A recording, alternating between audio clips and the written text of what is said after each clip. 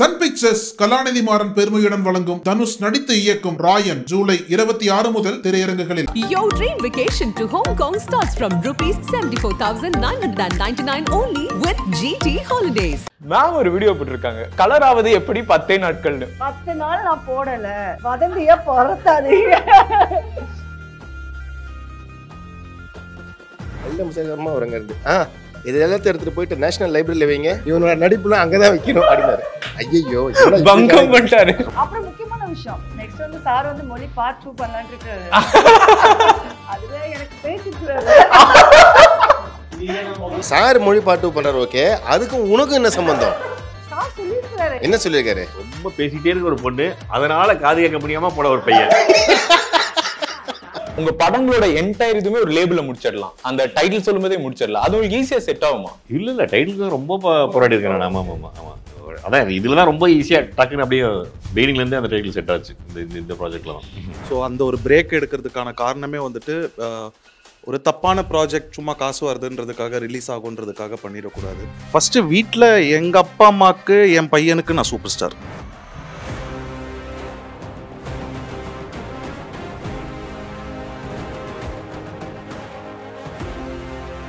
Hi, வணக்கம் and welcome to நக்கின் studios. நான் ராம்குமார். இன்னைக்கான கான்வர்சேஷன்ல நம்மளோட ஜாயின் பண்ணியிருக்காங்க the entire team of Chutney Sambar. வணக்கம் உங்க எல்லாருக்கும். வணக்கம். வணக்கம் சார். வணக்கம் சார். சார், ராதாமோகன் சாரோட படம் அப்படின்னாலே அந்த ஒரு டைட்டிலே அந்த கதை தெரிஞ்சிடும். அபியும் நானும், பயணம், காற்றின் மொழி, எது வேணா எடுத்துக்கலாம். சட்னி சாம்பார் ஒரு கிரேசியான ஐடியாவா இருக்கு. வை சட்னி சாம்பார்? இந்த கதையை வந்து ஒரு ஹோட்டல் இண்டஸ்ட்ரியில இருக்கிற ஒரு பெரிய மனிதர், அவர் குடும்பத்தில் நடக்கிற ஒரு கதை தான்.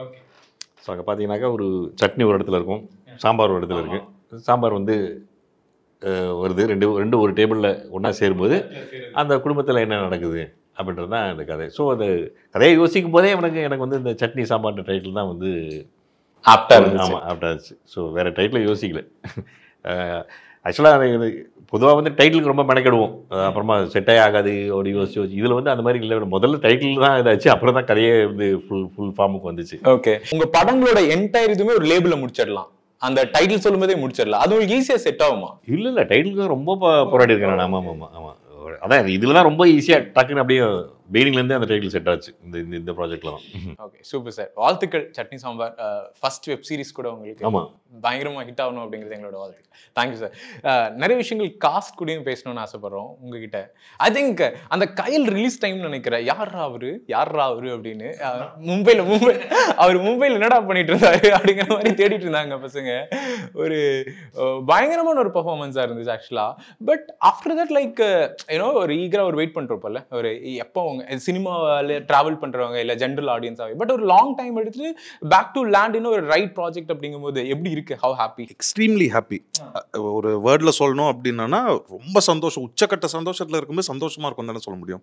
ஸோ அந்த ஒரு பிரேக் எடுக்கிறதுக்கான காரணமே வந்துட்டு ஒரு தப்பான ப்ராஜெக்ட் சும்மா காசு வருதுன்றதுக்காக ரிலீஸ் ஆகுன்றதுக்காக பண்ணிடக்கூடாது. ஒரு ரைட்டான ப்ராஜெக்ட் அது வெயிட் பண்ணாலும் வந்துட்டு இட் ஷுட் ஈல்டு ஃப்யூச்சரில். ஸோ அந்த மாதிரி வெயிட் பண்ணிட்டு இருக்கும்போது வந்து ராதாமோகன் சாரோட ப்ராஜெக்ட் கிடைக்கிது. ஏன்னா ஒரு தப்பான ப்ராஜெக்ட்னா வந்து ஒன்றும் தப்பாக பேசிடக்கூடாது. நான் தப்பான ப்ராஜெக்ட்னு சொல்கிறது வந்து என்னோட விருப்பத்துக்கு மார்பாக இருக்கிற மாதிரி ஏதாவது ஒரு ப்ராஜெக்ட் சொல்கிறேன். அண்ட் அதுக்காக அடல்ட் ஃபிலிம்ஸ் வரவே கூடாதா அப்படின்னா அதுவும் ஒரு சைடில் வந்துட்டு தான் இருக்கும். பட் அது ஒரு வல்காரிட்டியோ டெரனியோ ஒரு அப்ரெஷனையோ வந்துட்டு சொல்லி கொடுத்து அதுலேருந்து ஒரு காமெடி வருது வந்து அடல்ட் காமெடி கிடையாது. ஸோ அடல்ட் ஃபிலிம்ஸ் இருக்கலாம், பட் இந்த மாதிரி வல்காரிட்டி இருக்கக்கூடாதுன்னு நான் நினைக்கிறேன். ஸோ ஒரு right platform and super script and இந்த மாதிரி ஒரு ஆன்சம்பிள் கேஸ்டோடு நடிக்கும்போது வந்துட்டு அது இந்த வெள்ளித்தாம்பலத்தில் கொடுத்த மாதிரி தான். ரொம்ப சந்தோஷம்.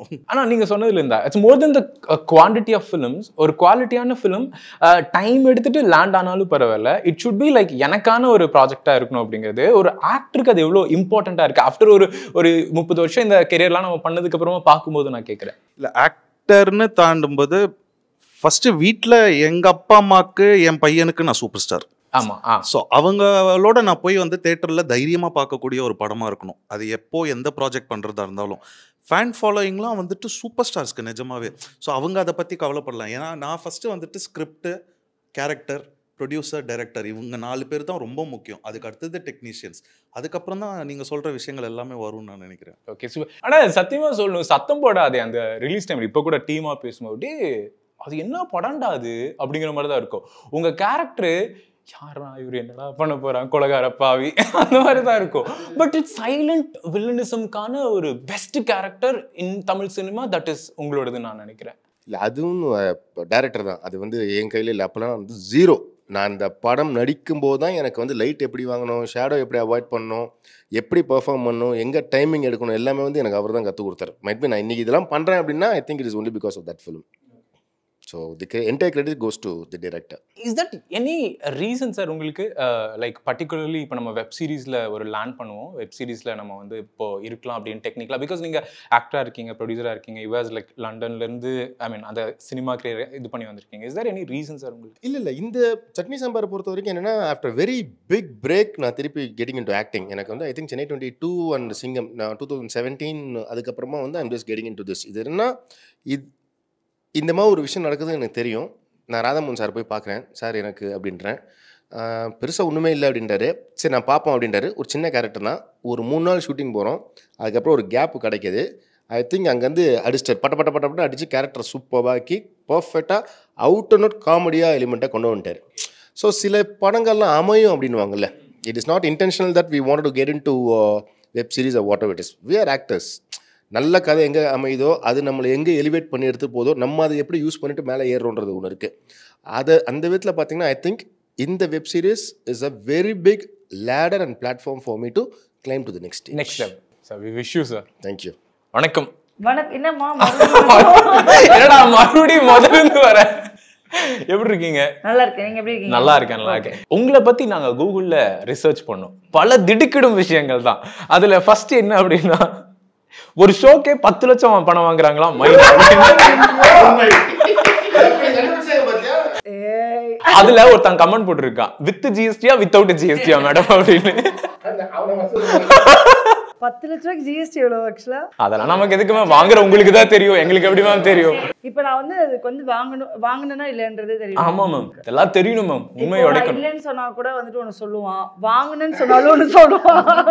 அவன் என்ன நினைக்கிறானோ அவன் நினைச்சான். ஆமா மேம் ஒரு வீடியோ போட்டுருக்காங்க, கலர் ஆவது எப்படி 10 நாட்கள்னு. 1 மில்லியன் வியூஸ் போயிருக்கு. சத்தியமா போயிருக்கு. 10 டேஸ்ல போடலையா? 10 டேஸ்னு போடல. அவ்வளோ சீக்கிரமா யாருனாலையும் இது பண்ண முடியாது. பட் ஸ்கின் கேர் அப்படின்றது ரொம்ப இம்பார்ட்டன்ட். ஆக்சுவலாக அந்த 1 மில்லியன் போனது ரீசன் வந்து நான் ஜூஸ் எடுத்துப்பேன், ஏபிசி ஜூஸ்லாம் எடுத்துப்பேன். அது அந்த மாதிரி சொல்லிப்பேன், விட்டமின் சி எதுலாம் இருக்கும் அதெல்லாம் போடணும் அப்படின்னு சொல்லிட்டு அது நானுமே ஐ மீன் போயிட்டு தான் இருக்கு. அப்போ 10 நாள்ல கலர் ஆயிடலாம் ஏபிசி ஜூஸ். 10 நாள் நான் போடல. சரி, வதந்தியா பறத்தாதீங்க. 10 நாள்ல மைனா மேம் இப்படி ஒரு வீடியோ போட்டாங்க, 10 நாளில் கலராவது எப்படி, 1 மில்லியன் வியூஸ். சரி 10 நாள் கட் பண்ணிடலாம் மேம், அது வேற ஒரு வீடியோ. அந்த மாதிரி சில நாட்களில் கலர், அந்த மாதிரி இந்த வீடியோ ஹிட் ஆகணும்னா சில விஷயங்கள் அந்த தம்ப்நெயிலுக்காக கேட் ஆகணும். Venkat Prabhu sir good. ஏன்னா வெங்கட் பிரபு சார் உங்களை பிரிக்கவே முடியாது. நிறைய படங்கள் பேக் டு பேக் ஒரு டீமாவே ஒர்க் பண்ணிட்டு இருக்கீங்க. இஸ் தேர் எனி அப்டேட் உங்ககிட்ட டிஸ்கஸ் பண்ணுவாரா, இந்த மாதிரி பண்ணணும் அந்த மாதிரி ப்ராஜெக்ட்ஸ்? இந்த படத்தை பத்தி ஜீரோ அப்டேட். இந்த படத்தை கேட்கவே இல்லையே. கோட் பத்தி அப்டேட் பண்ணுவாங்க இல்ல, பாக்கி எல்லாமே இது வரைக்கும் பண்ணிருக்காங்க. கோட் ரொம்ப சீக்ரெட்டிவா வச்சிருக்காங்க. ஸோ அதனால அதோட அப்டேட்ஸ் எனக்கே அப்டேட் வரல இன்னும். பாத்தீங்களா சார், எப்படி சார் அவர் ஹீரோயின் இல்லாம கூட படம் எடுப்பாரு. அந்த 6 பேர் இல்லாம ஒரு படம் எடுக்கவே மாட்டாரு. அதுல நீங்க தான் அந்த 6வது பேர். இல்லையே, நான் இதுல இல்லையே கோட்ல. அதான் சார், ஏன் சார் அப்படி அந்த 6 பேருமே இல்லைங்கிறது என்ன கதை? அது பிரேம்ஜி இல்லாம படம் எடுக்க மாட்டான், அது தெரியும். நீங்க இல்லாம எடுக்க மாட்டாரு சார். நான் இதுல இல்ல, மாஸ்ல இல்ல, ஒரு மாநாடுல இல்ல, கஸ்டடியில இல்ல. 3 படத்தை பாட்டி பிரியாணி, பாட்டில இல்ல, பாட்டில அவர் தான், பாட்டில பிரேம்ஜி இல்ல. அதை மித்த எல்லாமே பிரேக் பண்ணிருங்க. ஸோ அதனால அவர் யாரை வச்சு வேணா எப்படி வேணா படம் பண்ணுவாருன்றது ஒன்று இருக்கு. ஸோ அதனால அஜித் பிரதர் ஆக்சுவலாக ஒரு சிங்கராக அவங்கள நாங்கள் நிறைய டைம் வந்து இந்த டெலிவிஷன்லாம் பார்த்து அந்த சீரீஸ்லாம் பார்த்து என்ஜாய் பண்ணியிருக்கோம். பட் மியூசிக் டைரக்டராக அது ராதாமோகன் சாரோடைய படத்தில் அப்படிங்கும்போது வை பிகாஸ் நான் அதை அழுத்தி சொல்கிறேன்னா அவருடைய படங்களில் ரொம்ப ஒரு பேஸ் லைனாக இருக்கிறது மியூசிக்குமே கூட. அது அவருடைய டைட்டில் ஏற்ற மாதிரி தான், ரொம்ப அப்படி மியூசிக்குமே ரொம்ப ப்ளே பண்ணும். How important to work with such director like Radhamohan சாரோட படத்துல ஒரு சீரீஸ்ல ஒர்க் பண்றது அப்படிங்கிறது? அதான் ஹவு இம்பார்ட்டன்ட் கேட்டிங்க இல்லையா? இது என்னோட கெரியரில் I think this is one of you know it is a very important project. ஆமாம், ஏன்னா வந்து சார் வந்து நான் முன்னாடி பண்ண ஒரு ஒர்க் பார்த்துட்டு எனக்கு கூப்பிட்டுட்டு இது நீங்கள் பண்ணுங்க அப்படின்னாரு. சார் கூட ஒர்க் பண்ணுற எக்ஸ்பீரியன்ஸ் அது இல்லாமல் வந்து அவரோட ப்ராஜெக்டில் வந்து எப்போவுமே அவரோட ஃபிலிம்ஸில் எப்போவுமே வந்து நீங்கள் சொன்ன மாதிரி மியூசிக் ஒரு இம்பார்ட்டன்ஸ் இருக்கும், எமோஷன்ஸ்க்கு இம்பார்ட்டன்ஸ் இருக்கும், ஒரு அந்த ஹியூமர் வந்து கம்ப்ளீட்டாக வந்துகிட்டே இருக்கும். ஸோ இதெல்லாம் எப்படி நான் ஹேண்டில் பண்ண போகிறேங்கிறது வந்து ஃபஸ்ட்டு வந்து எனக்கு ஒரு சேலஞ்சாக இருந்தது. அது வந்ததுக்கப்புறம் அந்த சேலஞ்ச் பெருசு தான் ஆச்சு ஆக்சுவலி. ஏன்னா வந்து சாரை சாட்டிஸ்ஃபை பண்ணணுங்கிறது அது ஒன்று, ப்ளஸ் இன்னொரு விஷயம் வந்து இதில் எதுவும் தப்பாக நம்ம பண்ணிடக்கூடாது. ஏன்னா வந்து it's a very beautiful project actually. இப்போது சட்னி சாம்பார் வந்து நீங்கள் டீசர் ட்ரெய்லர் பார்க்குறத தாண்டி நீங்கள் சீரீஸ் பார்த்தீங்கன்னா யூ வில் அண்டர்ஸ்டாண்ட் நிறைய விஷயங்கள் இருக்குது இதுக்குள்ளே. அதில் வந்து மியூசிக்காக கரெக்டாக இருக்கணும். ஏன்னா சார் எப்போவுமே க்ரியேட்டிவ் ஃப்ரீடம் கொடுக்குற ஒரு ஒரு பர்சன். இது பண்ணு அது பண்ணுன்னு ஃபஸ்ட்டே சொல்கிறதெல்லாம் இல்லை.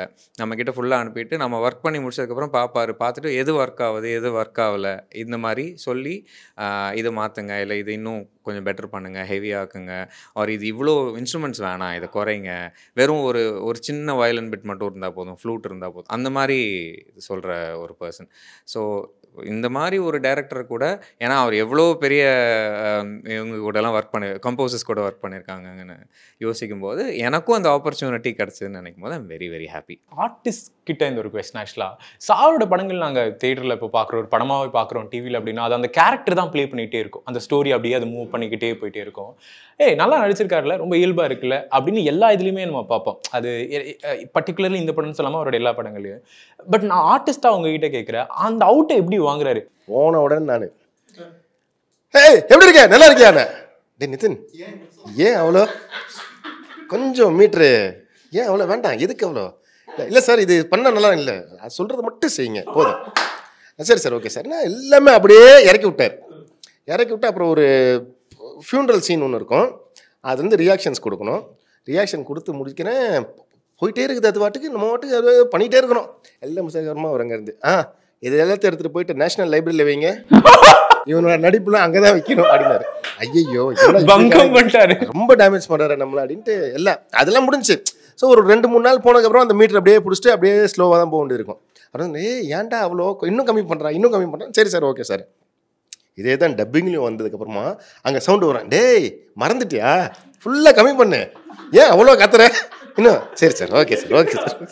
ஸோ அப்படியே பழகி நம்ம ஒன்று பண்ணணும்னு ஆசைப்படுவோம், பட் அது வேண்டாம், அது பண்ணால் நல்லா இருக்குமா இருக்காதான்றது தெரியல, இதுதான் பண்ணால் நீ நல்லா இருக்கும்ன்றது வந்து ஐ திங்க் இதில் வந்து ஒரு விஷயம் இருக்குது. Sir talk to mister Yogi Babu அவர்கள். ஆக்சுவலி இப்போ ரொம்ப பிஸியாக இருக்காரு, அது ஒரு ஈவெண்ட் வந்தாலே அவர் பரபரப்பு தான் அந்த ஈவெண்ட்டே. பட் அவர் இப்போ வந்து நவரசாக்கு அப்புறம் நினைக்கிறேன் அவரோட டிரெக்ட் OTT வெப் சீரிஸ் அப்படிங்கிறது. இப்போ அவருக்கான ஒரு கேரக்டர் பிளே, அவரோட டேட்ஸ் எல்லாத்தையுமே நம்ம ப்ராப்பராக அலைன் பண்ணிட்டு இந்த லாங் ப்ராஜெக்டில் கொண்டு வரணும் அப்படிங்கும்போது அது எவ்வளோ இதாக இருந்துச்சு சார்?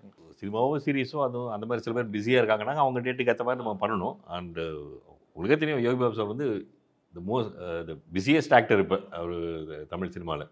ஸோ அப்படிங்கும்போது நம்ம அவருக்காக கொஞ்சம் வெயிட் பண்ணி அவர் கொடுக்கும்போது அந்த மாதிரி தான் பண்ணணும். பட் நாங்கள் வந்து சில விஷயங்கள் பிளான் பண்ணுறோம். இப்போ இவ்வளோ இந்த ஷெடியூல் போகிறோம் அப்படின்னாக்க இது இவ்வளோ நாள் பண்ணால் தான் வந்து ஏன்னா திருப்பி போயிட்டு இருக்க முடியாது இல்லையா, இவ்வளோ நாள் பண்ணால் தான் பண்ண முடியும் அப்படிங்கும்போது அவர் அதை புரிஞ்சு அதுக்கேற்ற மாதிரி அவர் கோஆப்ரேட் பண்ணி கொடுத்தாரு. அது வந்து it was very. Vani Bhojan ma'am ஆக்சுவலாக அவங்க இப்போ இங்கே இல்லை, பட் அவங்க கிட்ட கேட்கணும் தான். ஏன்னா அவங்க லாஸ்ட் டைம் நாங்கள் இன்டர்வியூவில் பேசும்போது சொல்லியிருந்தாங்க, லைக் இது இந்த டான்ஸு இந்த மாதிரி இந்த ஸ்டீரியோ டிப்பிக்கல் இல்லாமல் something it's different on my plate அப்படிங்கும்போது ரெடி டு கன்சியூம் தான் அப்படின்னாங்க. ஸோ அவங்களோட கேரக்டர் பிளே அப்படிங்கிறது எப்படி இருக்கும்? அவங்க ரொம்ப ஒரு ஸ்ட்ராங் கேரக்டர் அவங்க ப்ளே பண்ணியிருக்காங்க இந்த இதில். இந்த ஃபேமிலியில் அவங்க கிடையாது, பட் அவங்க ஃபேமிலியில் ஒருத்தி மாதிரி அந்த மாதிரி ஒரு கேரக்டர். இப்போ வந்து ஒரு ஊட்டியில் இருக்கிற ஒரு ஆங்கிலோ இண்டியன் கேர்ள். சரி நம்ம வந்து சில பேருக்கு வந்து இப்போ நம்ம ஏதோ ஒன்று பண்ணிகிட்ருப்போம் வாழ்க்கையில், ஏதோ ஒரு ப்ரொஃபஷனில் இருப்போம், பட் நம்ம வேறு ஏதோ பண்ணணும்னு ஆசைப்பட்டிருப்போம், அதை பண்ண முடியாமல் பல விஷயங்கள் இருக்கும். பட் நம்ம இந்த வேலையில் நம்ம எவ்வளோ வெல் செட்டில்டாக இருந்தாலும் அந்த ஒரு சின்ன ஒரு ஏக்கம் இருந்துகிட்டே இருக்கும், ஐயோ நம்ம அதை பண்ணலையே அப்படின்னு சொல்லிட்டு அந்த மாதிரி ஒரு பெயினோடு இருக்கிற ஒரு கேரக்டர்.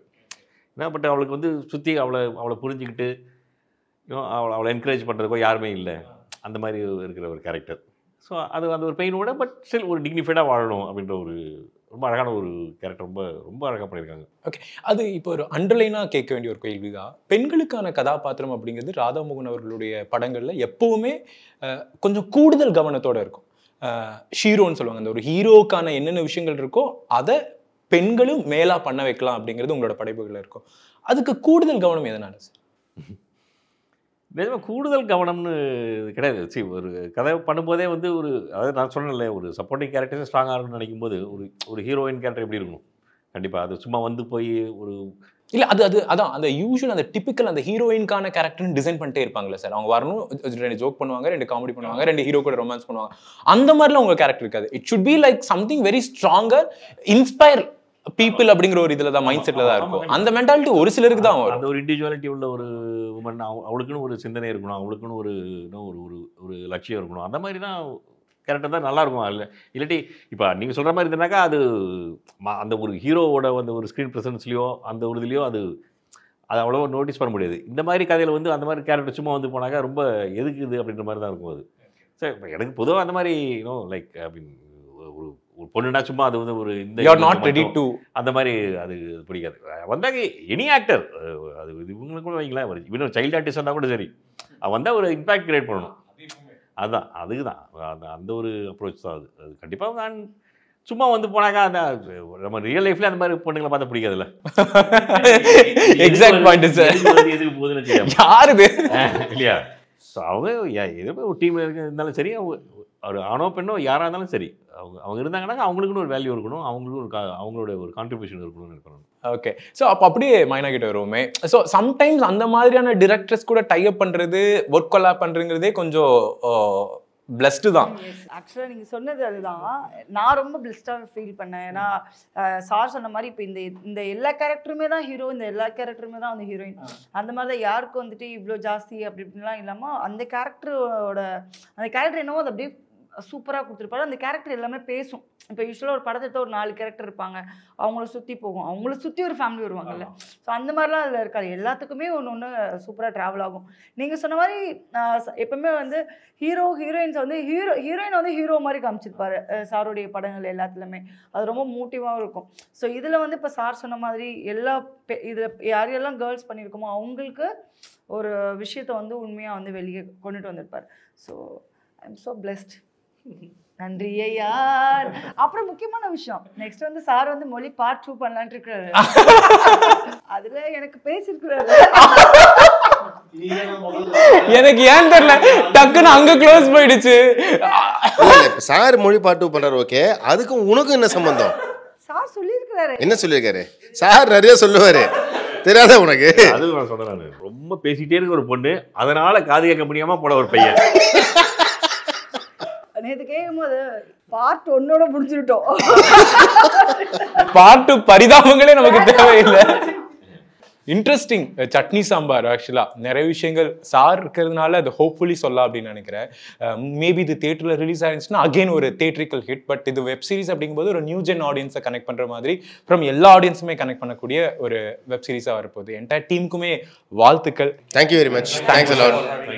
தேங்க்யூ. இது கண்டிப்பாக ஒரு பெரிய ஹிட் ஆகும். அடுத்தடுத்து நிறைய விஷயங்கள் நீங்களும் பண்ணும் அப்படிங்கிறது எங்களோட வாழ்த்துக்கள். தேங்க்யூ. தேங்க்யூ.